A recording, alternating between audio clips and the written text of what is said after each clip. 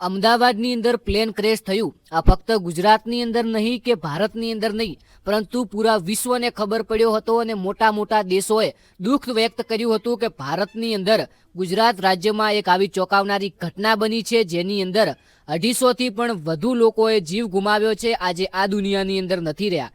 ત્યારે મિત્રો આજે તે ઘટનાને ફાઇનલી 1 વર્ષ પૂરું થઈ ગયું છે અને આ 1 વર્ષની અંદર ખરેખર જે સમાચાર મળી રહ્યા છે એ સમાચાર સાંભળી અને ભલભલાના હૃદય કાંપી જાય, ભલભલાના આંખની અંદર આંસુ આવી જાય। અને એવું જ નથી કે ફક્ત એક દુર્ઘટના અને સેડ ન્યૂઝ છે।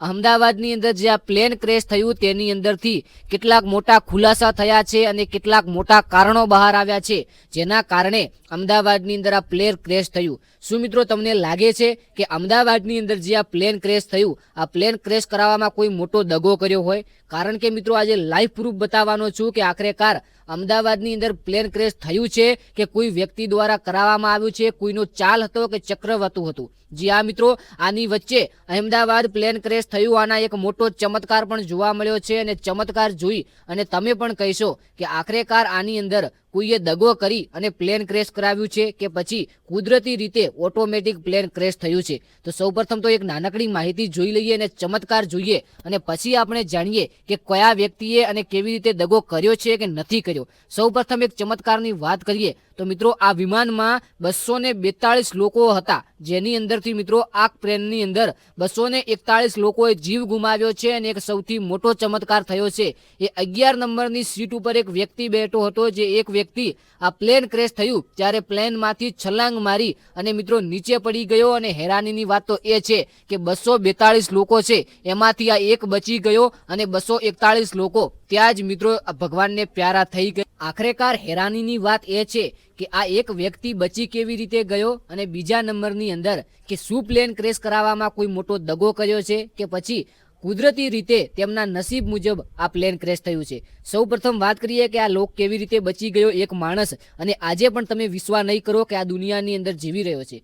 તો મિત્રો જેવી જ રીતે પ્લેન ક્રેશ થયું એ 11 સીટ નંબર હતો, તેની અંદર આ વ્યક્તિ બેઠો હતો અને તેને ખબર પડી કે પ્લેન હવે કાબુમાં નથી રહ્યો, બધા લોકો તે આ ડરી ગયા છે। ત્યારે મિત્રો હિંમત રાખી અને જે ઇમરજન્સી સીટ આવે છે એ ઇમરજન્સી સીટથી આ વ્યક્તિ કૂદી પડે છે અને ત્યાં પછી લોકો પણ ભેગા થાય છે અને આ ભાઈની સારવાર કરાવે છે અને આ ભાઈ બચી જાય છે। હવે વાત કરીએ કે અમદાવાદની અંદર જે પ્લેન ક્રેશ થયું આની અંદર કોઈનો દગો કરાવવામાં આવ્યો કે કુદરતી રીતે?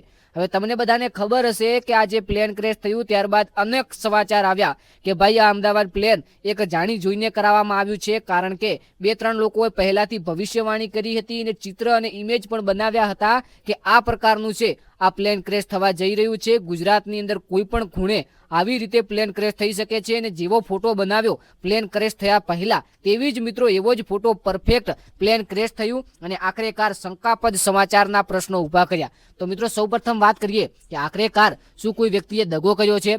તો હાલમાં મિત્રો એવા કોઈ સમાચાર નથી કે આખરેકાર કોઈ વ્યક્તિએ દગો કર્યો છે કે જાણી જોઈને।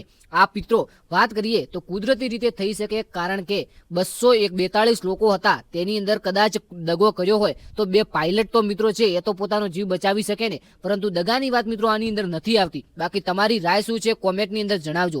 હવે મિત્રો થોડું વિમાન વિશે જાણી લઈએ। સૌપ્રથમ વાત કરીએ કે વિમાનની અંદર કેટલા લોકો હતા, તો 242 લોકો સવાર કરી રહ્યા હતા, 230 મુસાફરો હતા, 2 પાયલટ હતા અને 10 કેબિન ક્રૂ સભ્યો હતા। ત્યારબાદ મિત્રો વાત કરીએ કે આખરેકાર પ્લેનને ચલાવનારા પાયલટ કોણ હતા અને તેમનું શું નામ છે? તો સૌપ્રથમ કેપ્ટન સુમિત સભરવાલ કરીને કોઈ એક પહેલા હતા, બીજા નંબરની અંદર ફર્સ્ટ ઓફિસર ક્લાઇવ કંડર, બંને અનુભવી પાયલટ હોવાનું જાણવા મળ્યું છે। આખરેકાર કેટલા લોકો આ અમદાવાદ પ્લેનની અંદર જીવ ગુમાવ્યો? તો 242 લોકોએ જીવ ગુમાવ્યો છે। ત્યારબાદ મિત્રો સૌથી મોટા સમાચારની વાત કરીએ અને તમને બધાને ખબર હશે કે જાણીતા વ્યક્તિ ગુજરાતના પૂર્વ મુખ્યમંત્રી વિજય રૂપાણી પણ આ ફ્લાઇટમાં મુસાફરી કરી રહ્યા હતા, તેમનું પણ મિત્રો આ દુનિયાની અંદર હાલમાં નથી ને મોટું કારણ છે આખરેકાર આ પ્લેન ક્રેશનું।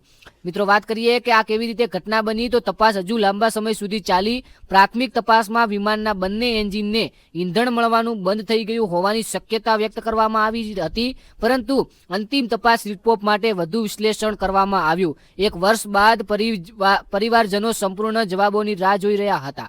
હવે મિત્રો આખરેકાર કોઈ મોટું કારણ અને કોઈ ખુલાસો હજુ સુધી બહાર નથી આવ્યું। જેવી રીતે કોઈ બહાર આવે છે કારણ, તો આપણી આ ચેનલની અંદર જોવા મળશે। તો ખાસ કરીને ચેનલને સબસ્ક્રાઇબ કરી નાખજો, વિડીયોને એક લાઈક લાઈક કરી નાખજો. આ જેટલી પણ માહિતી છે આ એઆઈ મોડ દ્વારા છે, તો ખાસ 100% કન્ફર્મ ના સમજવી. બાકી એક આવનારા વિડીયોની અંદર મળીએ. તમે કયા ગામથી અથવા કયા તાલુકાથી વિડીયો જોઈ રહ્યા છો કોમેન્ટની અંદર જણાવજો. જોઈએ કયા વિસ્તારની અંદર કેટલા લોકો રહે છે. Thank you.